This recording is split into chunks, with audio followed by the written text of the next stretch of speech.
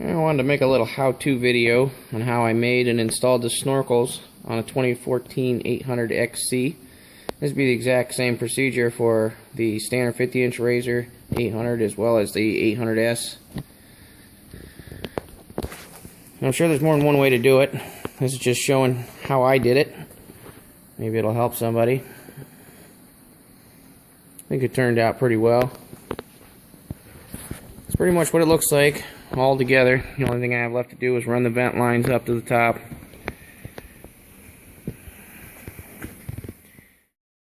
Alright, if you actually expect your snorkels to seal, the first step should be removing your belt cover, removing both clutches, and removing this rear cover so you can reseal around the engine, around the transmission, and around these 3 bolt holes. If yours was anything like mine, it was assembled poorly, hasn't sealed since day one.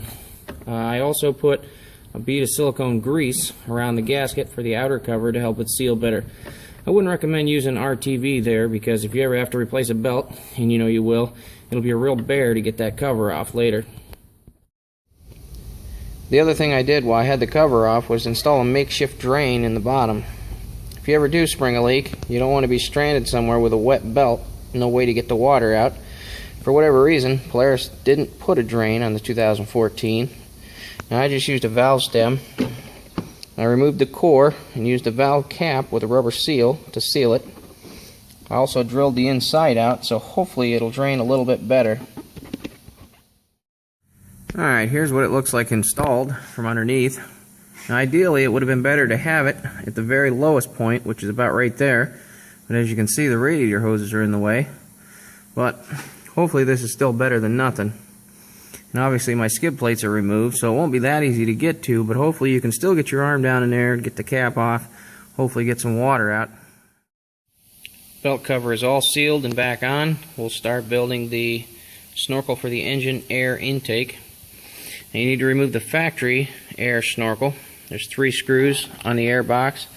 Had to remove the ignition coil, lay that aside to get to the bottom screw. Next I took the factory air intake snorkel, cut it just below the flange. Looks something like that. So now we can put our 2-inch coupler on top of that. Alright, now we can put our factory snorkel with our 2-inch coupler back on the air box. You just want to make sure you seal this up real well on this flange, because obviously you don't want any water getting in there. Alright, next, about a 3 1/4 inch piece of pipe, 22.5 degree elbow, and about a 5-inch piece of pipe. Should look something like that. Alright, for the belt intake, the first thing I did was I took a 2-inch coupler and I cut it in half. I used half of it and about a 1.5 inch piece of pipe to connect it to this regular elbow.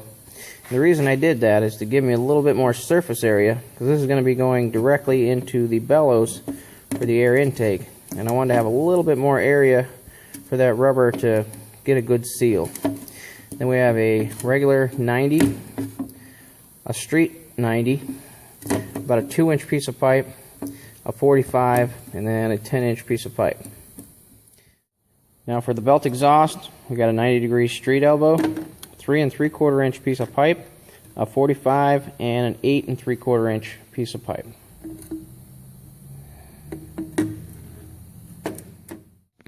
So now the factory air intake for the belt comes out.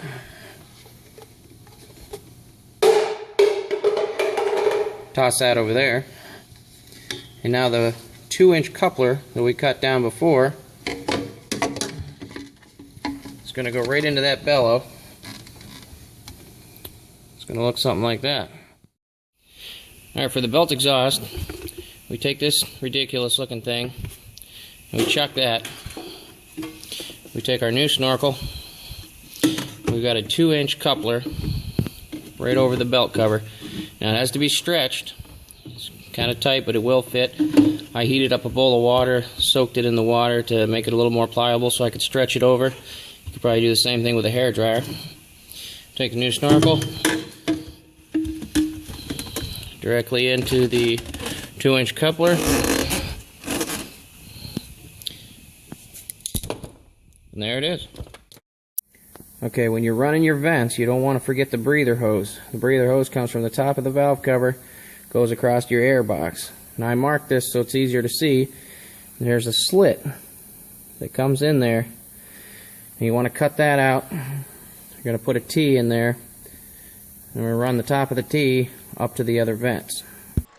This is a clip from a separate video showing how I installed the nipple for the water pump weep hole. I had the engine apart replacing some oil seals, but obviously you don't need the engine apart to install it. This is just a clip showing how I installed the nipple and why I did it. Okay, so here's what it looks like. I drilled out the weep hole, tapped it to 1/4 thread, which is standard size for your grease fittings. I drilled out the center of the grease fitting. You get the ball and spring out of there. Threaded it right in there. Your 1/4" vent hose goes right on there. You run that up to the top of your cage, wherever you have the rest of your vents. No more mud and water, dirt and cheese getting in there and ruining your oil pump seal and your water pump seal. Now for the bed, you want to follow this ridge, and you want to find dead center, the middle of the bed, center punch it right on the ridge, then measure 3.5 inches on either side, center punch that right on the ridge, and then 2.5-inch hole saw, and congratulations, you just voided your warranty if you had any left. Okay, so here's what it looks like with the bed back on. You got 3 2-inch couplers on all of our snorkel pipes. You can build the risers however you want, however high you want, whatever kind of tips you want. A lot of people bring it up just to here. Some people go crazy out the roof. Now, the way I made the tips, I have a 45 connected to a 90, and I cut my slash pipes at a 90-degree angle to the ground. That way when I'm slinging mud, I'm not slinging mud directly into the snorkel tubes. A lot of people face them straight out the back. You start slinging mud, guess where all that mud and water is going to go? Directly into the snorkel, which kind of defeats the purpose of having a snorkel, I would think.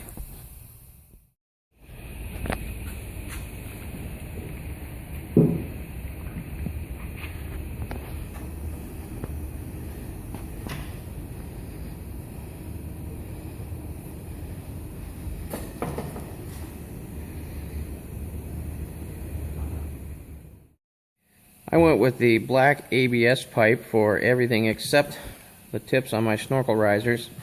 I went with the black ABS because apparently it's supposed to be less brittle, harder to break than the PVC. I guess we'll find out about that.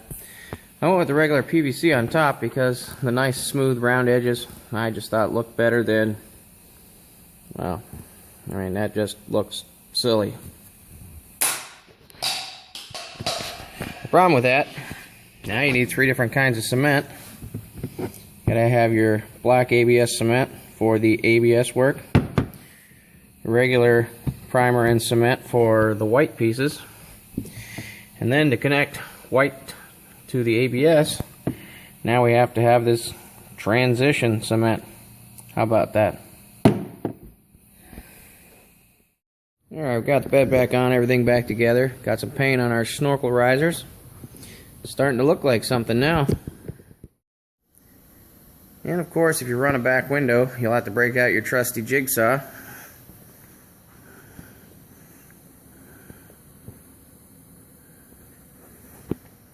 I actually started out with much smaller holes. It was really difficult to get the snorkels through the holes without scratching them all up and twisting and turning. So I went a little bigger. Actually went a little bigger than I needed to, but that's alright.